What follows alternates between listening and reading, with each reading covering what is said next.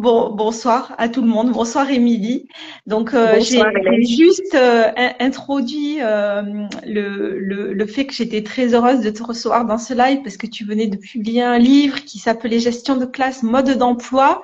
Et je lis le sous-titre parce que je l'ai pas retenu. Motiver les élèves, communiquer avec les familles, s'organiser et planifier. Et que ce soir, on avait très envie de vous parler du processus d'écriture puisque c'est un point commun qu'on a toutes les deux. Mais avant de rentrer dans le vif du sujet, est-ce que tu peux te présenter et donner toutes tes fonctions puisque tu es un peu multicasquette aussi, Émilie? Donc, je suis Émilie Le Fatan. À la base, j'étais professeure des écoles depuis un certain temps et aujourd'hui, je suis formatrice et coach professionnel spécialisée donc dans l'accompagnement des professionnels de l'enseignement, de l'éducation et de la formation. Et donc, voilà. Ok, merci. Donc moi, pour les personnes qui me connaissent pas, parce que du coup, je vois passer beaucoup de personnes qui arrivent grâce à Émilie. Donc moi, je suis Hélène Mulot. Je suis enseignante documentaliste et je suis aussi coach. Et j'ai aussi écrit et publié un livre, coécrit exactement, plus exactement, un livre, et c'est le sujet donc qui nous réunit et dont on va vous parler aujourd'hui. Et la première question que j'avais envie de te poser, Émilie, c'est peut-être autour de ta raison d'écrire. Qu'est-ce que c'est pour toi écrire? Quel bienfait tu y trouves? Tu vois, une question un peu générale sur l'écriture. En fait, je crois que pour moi, écrire, c'est d'abord poser ma pensée sur le papier ou sur l'ordi, mais en tout cas, faire sortir mes pensées de ma tête. Euh, les bienfaits que j'y trouve pour moi, d'abord, c'est déjà bon, l'idée de garder une trace, mais surtout, je crois que quand j'écris, ça me m'aide à structurer mes pensées, à les ralentir, parce qu'en même temps, écrire, c'est un petit côté frustrant. J'écris pas aussi vite que je pense, mais c'est un outil pour pouvoir ralentir un peu le flot des pensées et prendre un peu de recul. Donc voilà, j'écris régulièrement, j'écris un peu tout ce que je veux pas oublier quand j'ai des idées. Euh, voilà, j'écris au quotidien. Et puis et puis donc ça c'est pour les bienfaits. Et après, pourquoi écrire ou quel serait l'objectif là d'écrire? Ce serait aussi de garder une trace et de pouvoir la rendre accessible. Je parlais de mes pensées, ce serait les rendre accessibles à d'autres personnes et pouvoir partager, diffuser, voilà. Hmm. Parce que, Émilie, toi, tu as un autre moyen de communication qui est le podcast, Mm. méthode de prof. Ouais.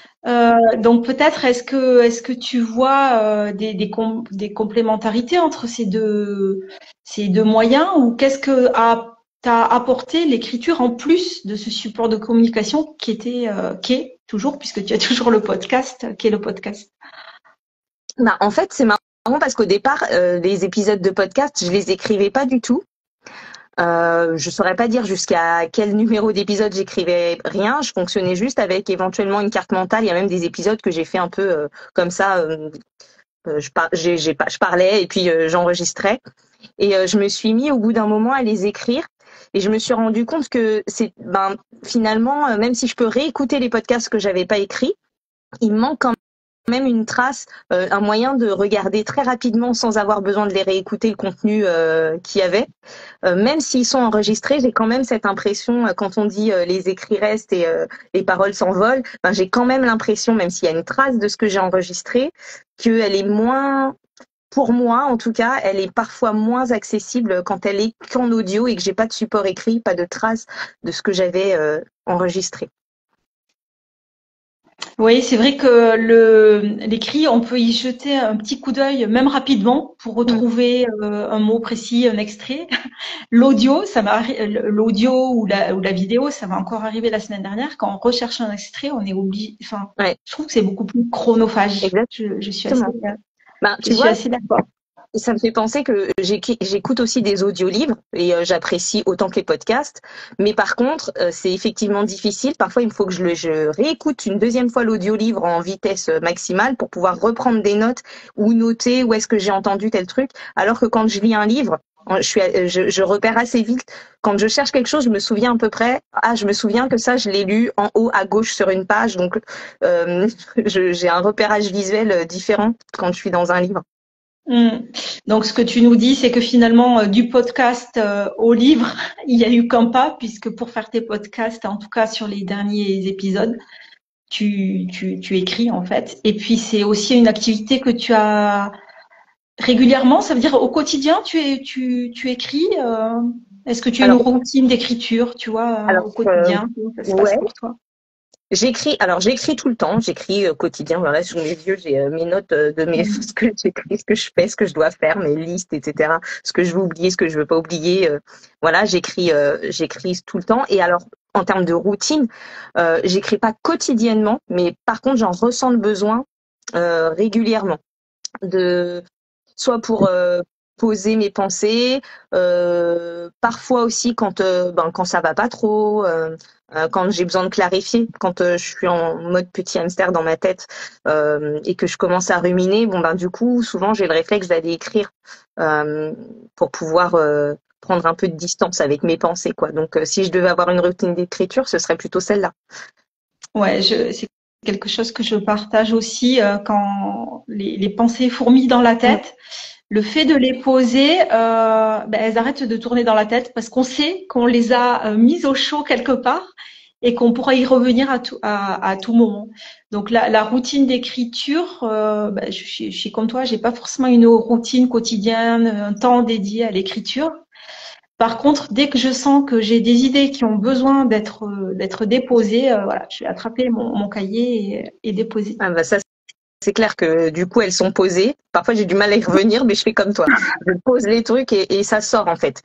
Et que ce soit les idées quand dans une pensée créative, on va dire, ou alors même toutes les choses qu'on a à faire ou qu'on se dit qu'il faut faire, etc. Une fois que c'est sorti de la tête et que c'est écrit sur le papier, bon ben c'est un peu moins chargé dans le cerveau. Ouais, enfin, je pense qu'on en reparlera, mais c'est aussi des idées furtives qui passent. Et si elles sont pas notées, c'est les idées qu'on pourrait Ouais. oublier parce que le cours de la vie. Je pense qu'on en reparlera un petit peu tout à l'heure. Donc, je voudrais revenir à proprement parler sur ton livre Gestion de classe. Comment est-ce qu'il est né ce projet? Tu vois, comment est-ce que parce que ça, on a eu la question dans la boîte à questions qu'on avait. C'est comment on choisit son sujet d'écriture? Est-ce que c'est un sujet qui a été évident pour toi, la gestion de classe? Est-ce que c'est un sujet que tu as laissé mûrir, qu'on t'a suggéré peut-être? Enfin voilà, raconte-nous comment aider le sujet de ton livre. Alors, euh, pour l'envie d'écrire un livre, en tout cas, elle est née, elle était déjà là, c'est-à-dire que j'avais déjà entrepris d'écrire un livre qui n'est pas celui-là, que j'avais commencé, qui est bien avancé d'ailleurs, que je finirai probablement à un moment donné. Et en fait, j'ai été contactée par les éditions de l'Opportun. Euh, et donc, c'est en discutant et en leur proposant plusieurs intentions d'écriture, plusieurs thématiques, sujets qui me parlaient, qu'on retrouvait aussi dans mes podcasts, Mhm. etc.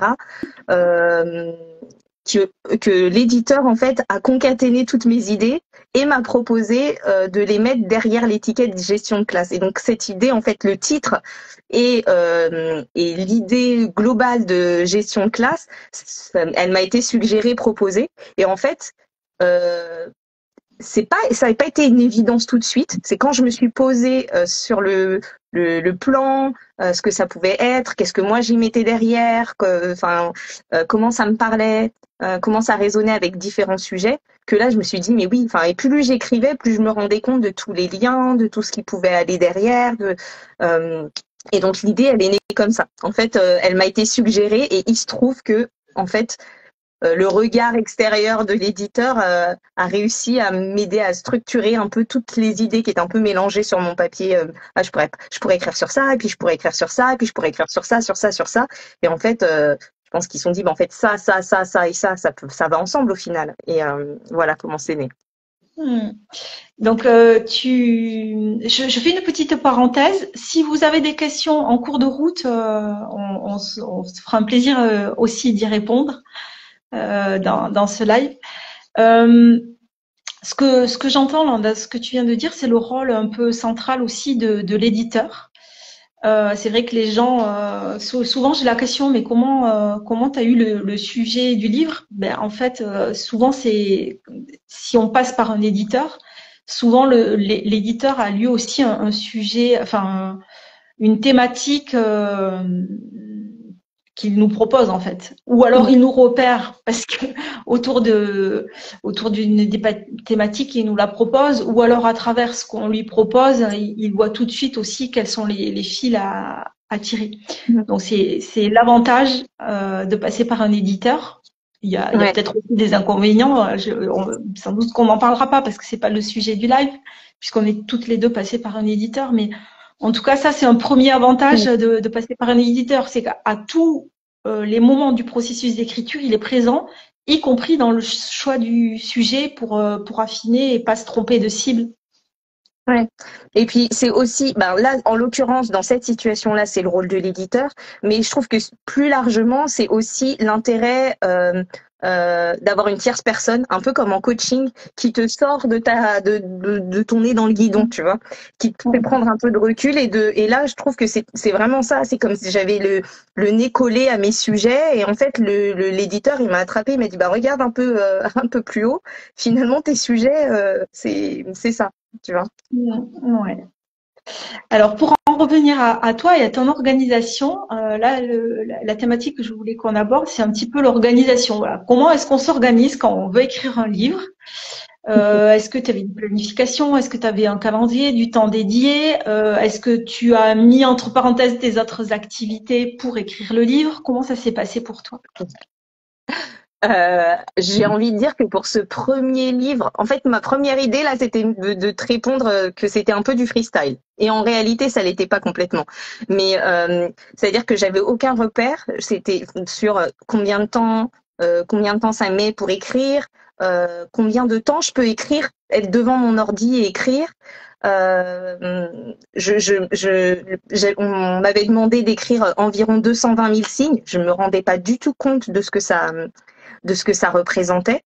Et donc en fait, j'ai commencé de manière un peu structurée par établir le plan, un peu comme je fonctionnais au début de mes podcasts, un peu comme sur une carte mentale avec toutes les idées. Je pense que d'ailleurs que j'ai dû faire une carte mentale à ce moment-là sur la gestion de classe, tout ce que j'y raccroche, etc. Ensuite, d'essayer d'organiser un peu les thématiques. Donc j'ai organisé, j'ai fait le plan qui a bougé après, mais en tout cas qui m'a donné déjà une structure. Ensuite, à l'intérieur de ça, j'ai regardé ce que j'avais déjà, ce que je savais déjà, éventuellement ce que j'avais déjà comme contenu écrit. Il y a certains chapitres, mais pas tant que ça finalement, où je suis partie. Enfin, j'avais comme point de départ les scripts de mes podcasts sur certaines thématiques. Je pense sur la bienveillance par exemple. Donc il y a certains endroits, j'ai rempli un peu comme ça. Et après, par contre, j'ai pas du tout écrit de manière linéaire, ni avec un planning. J'avais juste une deadline, c'était de me dire bon ben je dois rendre le 31 mai si je veux avoir un peu de temps pour relire, etc. Je m'étais fixé que fin des vacances de printemps, fallait que ce soit fini et que ça me laissait un peu de marge. Donc je me suis juste mis une deadline et après j'ai beaucoup écrit à l'élan. Des moments où du coup quand tu sais que tu écris sur un sujet, il y a des choses dans la vie de tous les jours qui disent ah ben tiens ça pourrait me servir, ah ben tiens ça me rappelle ça. Et donc quand j'avais un peu d'inspiration qui venait, j'écrivais. Et puis comme je bossais à temps plein en tant que conseillère pédagogique à l'Éducation nationale, le temps qui me restait pour écrire, et je coachais aussi à côté. Donc le temps qui me restait pour écrire, c'était surtout les vacances scolaires et parfois un peu le dimanche. Mais voilà. Donc j'ai écrit de manière pas du tout régulière. Je m'y suis pas mise tout de suite. Et ensuite, à la fin, j'ai eu un gros sprint pendant les vacances de printemps de l'année dernière. Du coup, tu nous as pas dit quand est-ce que tu avais commencé. Du coup, globalement, combien de temps ça t'avait pris pour écrire ton livre? Je pense que le plan, je l'ai fait en décembre. Le plan, je l'ai fait en décembre. Peut-être un peu avant. Peut-être en novembre ou décembre. J'ai commencé à remplir là. Et à mon avis, il me semble que j'ai écrit un petit peu en janvier, mais au début, j'ai eu du mal à m'y mettre en fait. Je pense que c'était la quantité. Je me disais oh là là, mais ça me semblait un peu énorme et du coup j'ai eu du mal à m'y mettre. Une fois que je m'y et plus la deadline approchait, plus je me disais bon là faut que tu t'y mettes. Et donc je pense que j'ai vraiment écrit le gros du gros pendant les vacances de février, les vacances d'hiver. Et après de manière un peu éparse par-ci par-là et puis j'ai vraiment fini pendant les vacances de printemps. Du coup, ça a été quand même relativement rapide. Dis celle qui a mis 2 ans pour le faire. Mais le travail pour moi a été très différent parce qu'on était deux. Ouais. Donc déjà, ça nécessitait notre travail de croiser les pensées, de croiser les idées. Par contre, ce que je partage avec toi et qu'on peut partager là peut-être aux personnes qui ont envie d'écrire un livre, c'est que effectivement, quand on a d'autres activités que celle d'écrire un livre, Ouais. c'est comment on se libère du temps pour écrire, parce que écrire un livre, ça se fait pas. J'ai 5 minutes par-ci, 5 minutes par-là. Ça nécessite, enfin, tu diras ce que tu en penses. C'est un peu ce que j'ai entendu en filigrane. Ça nécessite d'avoir de longues plages devant soi pour activer la pensée, pour se connecter aux idées, qu'est-ce qu'on a envie de dire.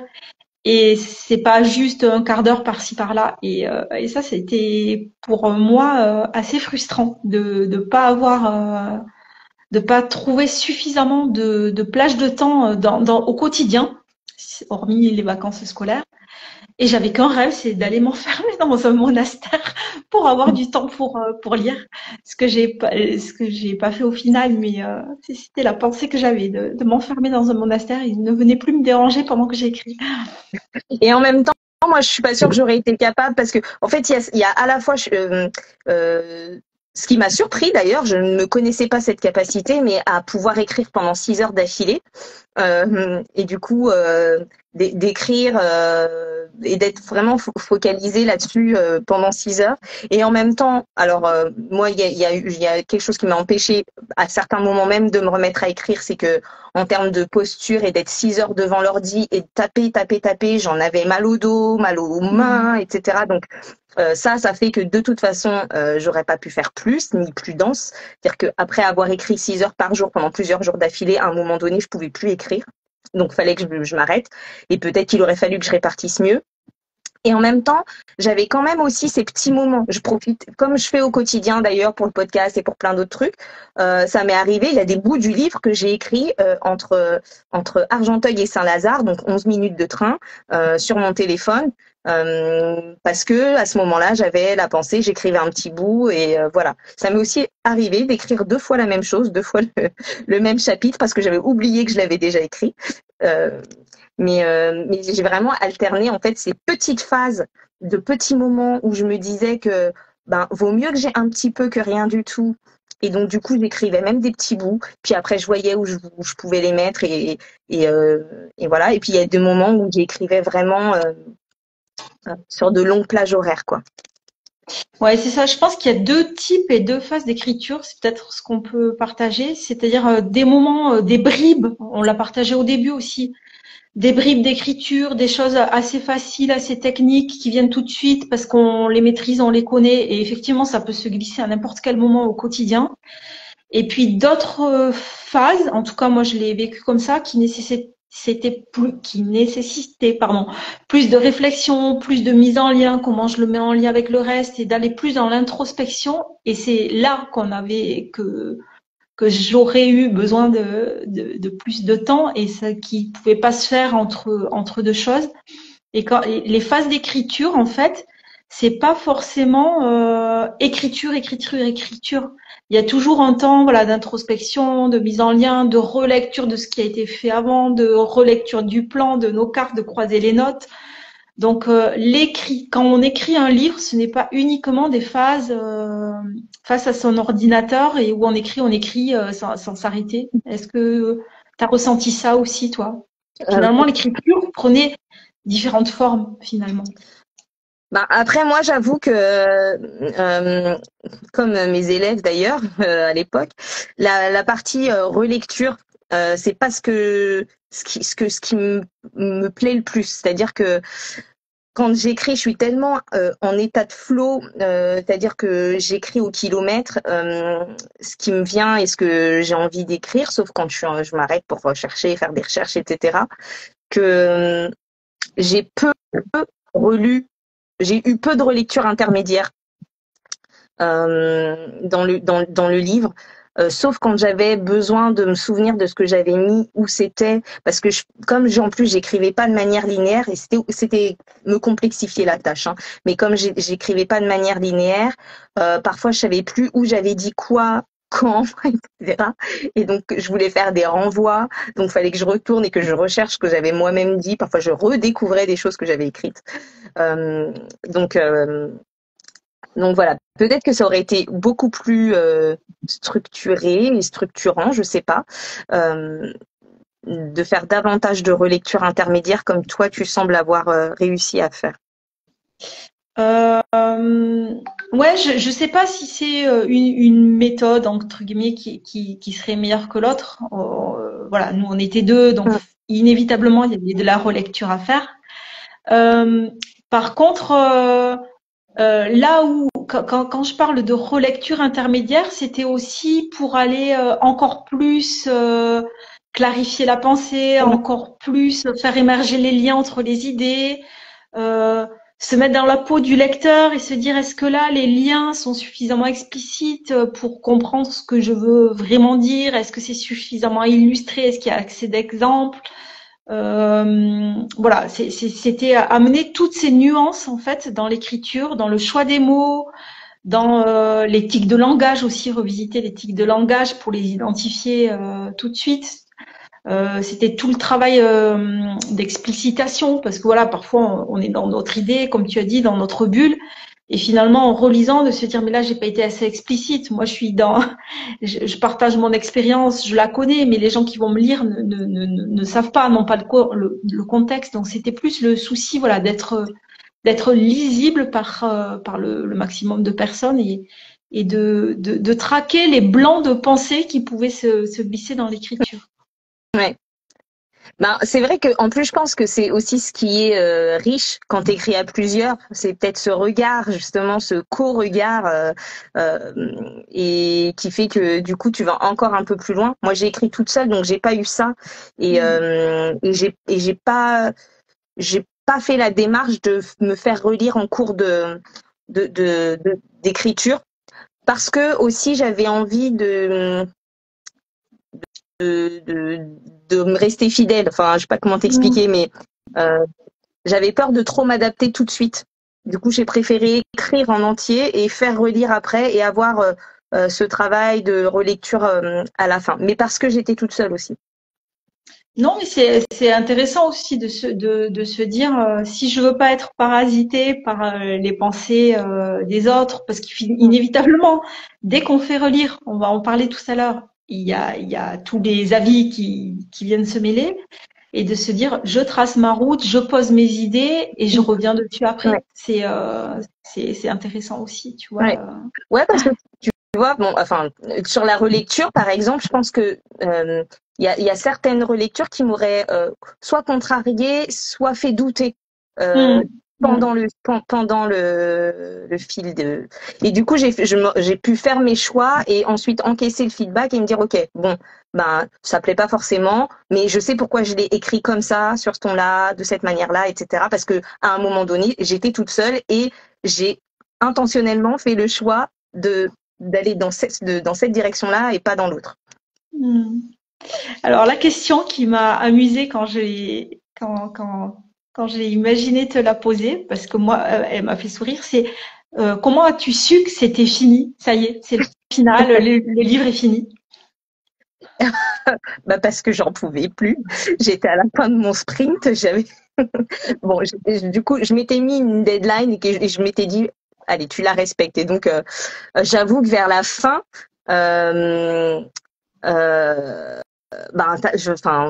tu dis bon bah faut que j'arrive. Je me suis mis mon plan là, une fois que j'avais rempli toutes les cases, je me suis dit bon bah là c'est bon, ça y est, c'est fini. Et puis quand j'ai fait la conclusion, parce que je savais pas du tout ce que j'allais mettre comme conclusion avant d'avoir écrit tout le reste. Et donc quand ça s'est clarifié, quand je me suis dit bah ok en fait c'est ça la conclusion, là j'ai fini. Quand je me suis dit j'ai plus rien à redire, je vois pas ce que j'ai envie là comme ça, brut pour point, d'ajouter en plus. Donc là, je me suis dit allez, j'envoie aux premières relectures, quoi. Ouais, c'est ce moment où on se dit voilà, c'est fini. Effectivement, quand j'y repense, ça a été un peu la même chose pour nous, de se dire, enfin, nous, on avait peut-être un chapitre supplémentaire qu'on avait commencé à écrire. On s'est dit non, mais en fait, bon, déjà, on part sur autre chose, donc presque le volume 2 du livre. Et puis en plus, on n'avait plus l'énergie, quoi, de se mettre. Donc, c'est accepter aussi que ben, tout a été mis dans ce livre-là et que ça y est, c'est la fin. Et qu'après, c'est l'étape suivante de la relecture, effectivement, qui Ouais. arrive. Mais, comme quoi, le corps sait aussi que c'est fini. Tu vois, c'est ce qui Ouais, me vient là en t'écoutant. c'est ça. Ouais, je pense que là, oui, effectivement, c'est tout à fait ça. Mon corps m'a dit que c'était fini et que Ouais. là, bon, en gros, ça servait à rien de chercher à en ajouter plus. Et puis, comme tu dis, après, c'est aussi réussir à s'arrêter. Moi, j'avais une peur en écrivant, c'était, enfin, une des peurs que j'avais en écrivant, c'était de ne pas être exhaustive. Et donc, du coup, de réussir à me dire, en fait, je peux pas, en 220 000 signes, être exhaustive et tout dire. Et donc, du coup, voilà, de me dire, bon, ben là, j'en ai dit assez. J'ai pas tout dit, mais j'en ai dit assez pour m'arrêter là. Je vois qu'il y a des nouvelles personnes qui arrivent. N'hésitez pas à nous poser des questions. On est en train de parler du processus d'écriture, comment on écrit un livre.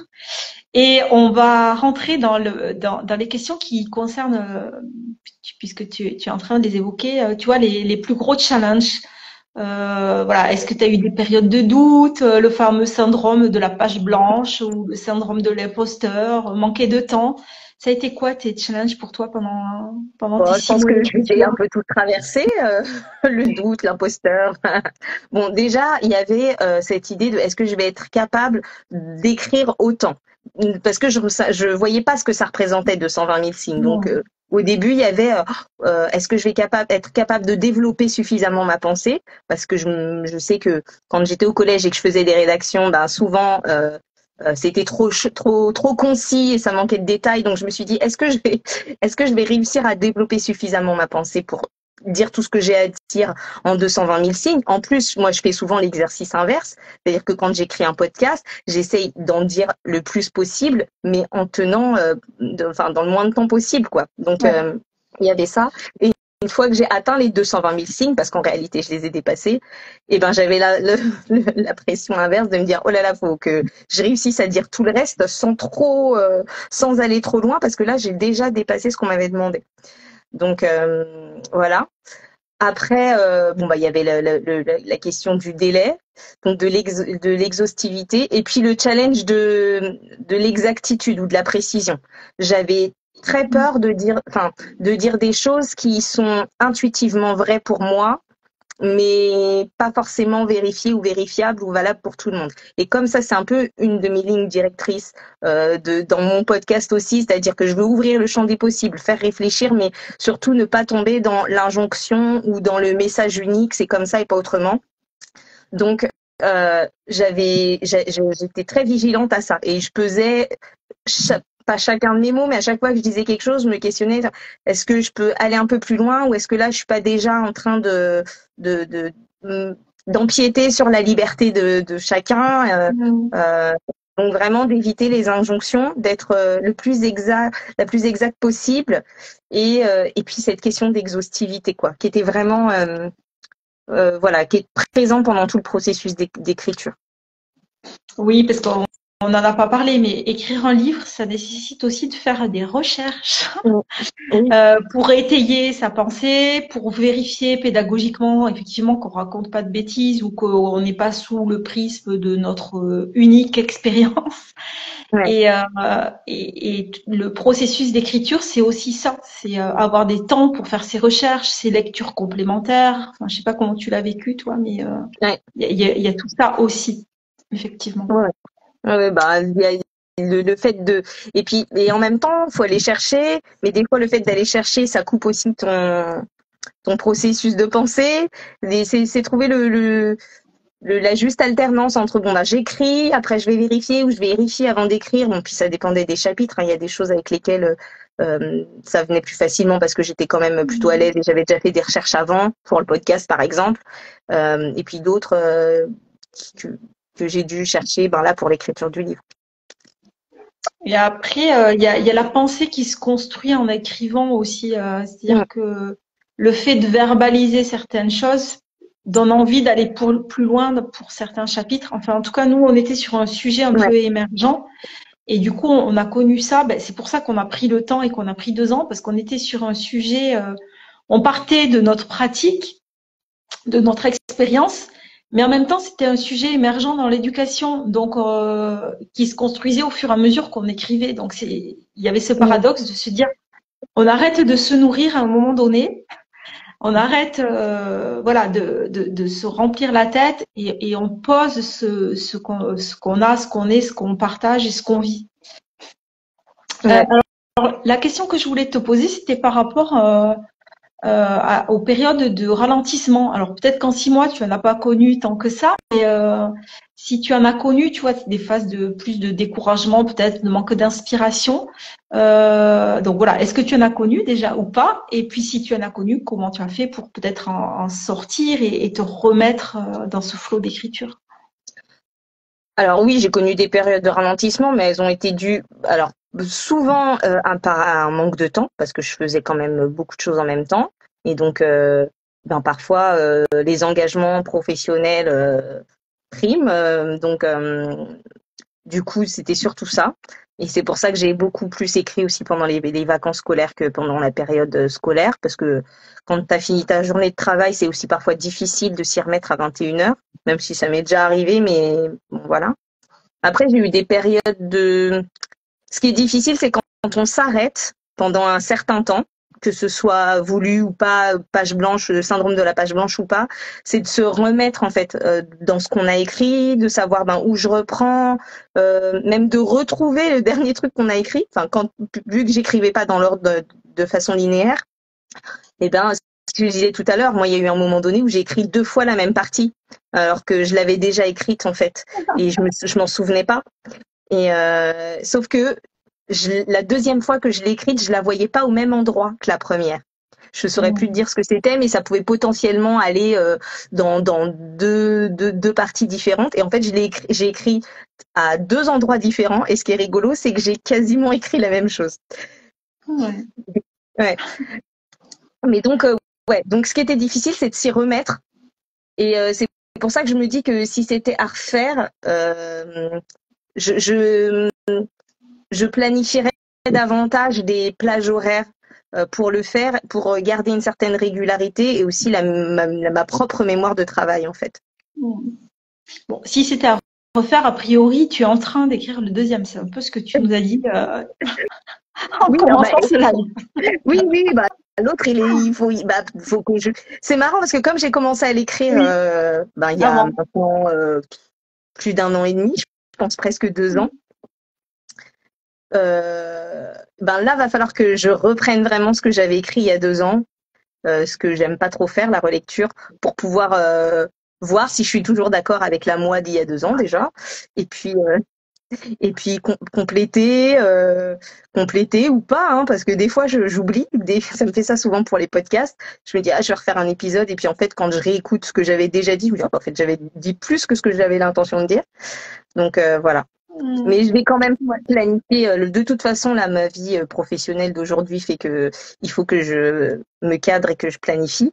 Mais je vais quand même mieux planifier les phases d'écriture.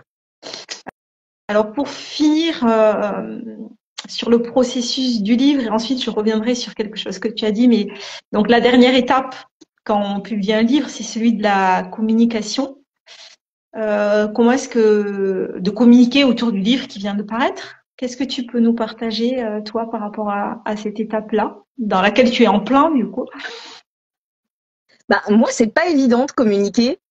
C'est pas évident de dire j'ai fait ça, regardez, lisez-le. Je suis pas toujours hyper à l'aise avec cet exercice-là, hein, même pour les offres de coaching, etc. C'est pareil. Après, je sais pas comment répondre à ta question. J'essaye de faire du lien avec ce que je fais et le livre le plus souvent possible. Et j'avoue que je suis peut-être un peu, enfin pas passive, mais après il y a des personnes à qui j'ai envoyé des exemplaires, il y a des personnes à qui l'éditeur a envoyé des exemplaires. Voilà. Je sais pas si je suis vraiment un exemple parce que j'ai pas vraiment, enfin, je me rends pas compte, mais j'ai l'impression de pas avoir vraiment beaucoup communiqué. J'ai fait un ou deux posts sur Instagram, sur LinkedIn, j'ai dû en faire un aussi. Et puis voilà. J'avoue que j'attends un peu les feedbacks en fait. Ben, en fait, l'étape de la communication, c'est globalement la même qu'on retrouve. Parler, c'est finalement, c'est aussi parler de Ouais, soi et donc les élans ou les freins qu'on peut avoir, c'est les mêmes facilités ou réticences qu'on peut avoir à parler de soi lorsqu'on est sur les réseaux sociaux notamment, puisque nous sommes là sur Instagram et c'est les mêmes finalement un peu les mêmes types de questions qui peuvent se poser. ouais. D'ailleurs, c'est, tu vois, la question avec laquelle j'ai répondu avec le moins de facilité. Donc, Ouais. Alors pour finir ce live, parce que ça fait déjà un petit moment qu'on est ensemble, j'aurais voulu faire le lien, tu vois, avec tes activités de coaching et du coup te ouvrir ce chapitre de fin de live sur l'écriture et le développement personnel. Et est-ce que tu peux nous dire, toi, Émilie, qu'est-ce que tu as appris de toi pendant ce travail d'écriture et là maintenant pendant que ce livre est diffusé? c'est rigolo parce que ce que je m'apprête à dire, c'est exactement, pour ceux qui auraient vu mes derniers posts, les mêmes conclusions que mes coachés en sortant de coaching la semaine dernière. C'est-à-dire que j'étais capable de le faire. J'ai appris ça, que j'étais capable de le faire, que j'étais capable de le faire plus vite que ce que je pensais, que j'avais de la ressource. Que finalement, pas finalement, je savais des choses, mais ça me permet quand même, tu vois, on parlait au début du live de dire, mettre ses pensées sur papier, les structurer, etc. Ça permet de dire, en fait, voilà, ce que je sais, c'est pas le fouillis de ma tête là, je vois un peu une partie des choses que je sais dans un objet concret. Donc, euh, donc voilà. Et puis après, dans le processus d'écriture, que j'aime bien ça et que j'aime bien partir de la feuille blanche justement et de tout construire. Hmm. Donc, Alors, en tout cas, écrire, que ce soit un livre, des articles de blog, écrire des posts, écrire dans son cahier même, c'est toujours un travail d'introspection, voilà, de retour à soi et d'analyse de pratique ouais. aussi, de verbalisation de chacun de ses gestes. Et dans tous les cas, on apprend beaucoup sur soi, Ouais. quel que soit le type d'écriture qu'on propose. Ouais, mais Voilà. tu as tout à fait raison. Et moi, je le propose souvent aussi dans les coachings ou dans les programmes de coaching que j'ai en ligne. La plupart des exercices que je propose sont des exercices d'écriture parce que Mm. ça permet de prendre de la distance, de prendre du recul, de structurer sa pensée. Enfin, tout ce qu'on a dit tout à l'heure et tout ce que tu viens de très bien dire et très bien formuler, c'est vraiment puissant en fait l'écriture. Et je pense que on ne le dit pas assez ou on ne le sait pas assez. Mm. Tu vois, j'ai sous les yeux là, du coup, pour conclure, je vais peut-être la lire, une citation de Camus qui dit à la recherche de l'équilibre entre l'évidence et le lyrisme. C'est un peu ça. Ouais, exactement. Merci, Émilie. Pour finir, est-ce que tu peux dire comment on te trouve, comment on peut travailler avec toi, puisque tu as dit plusieurs fois voilà, que tu étais coach notamment. Donc, est-ce que tu peux nous dire tout ça? Bien, mon podcast, c'est mes trucs de prof. Mon site de coach, c'est mes trucs de coach. Donc, comme ça, c'est facile à retenir, même si en réalité, je n'ai pas de trucs de coach. Mais en tout cas, voilà. Et puis, du coup, avec ces deux entrées-là, on me trouve assez facilement sur les réseaux, sur Instagram, sur mon site, sur Google. Et voilà. Et sur LinkedIn, c'est mon nom, Émilie Le Fatan. Et le livre, on le trouve Et le partout. livre, on le trouve partout. On le tient, tu l'as à côté. Ouais, On le trouve ben, sur toutes les librairies en ligne. On peut le commander dans sa librairie de quartier. Voilà. exactement. Donc, je rappelle le titre, c'est Gestion de classe, mode Ouais. d'emploi. Voilà. Si vous voulez faire votre petite recherche tout de suite, là, maintenant. Ben, Eh bien, merci. merci. Donc, on se termine ce live en ne s'étant pas vu.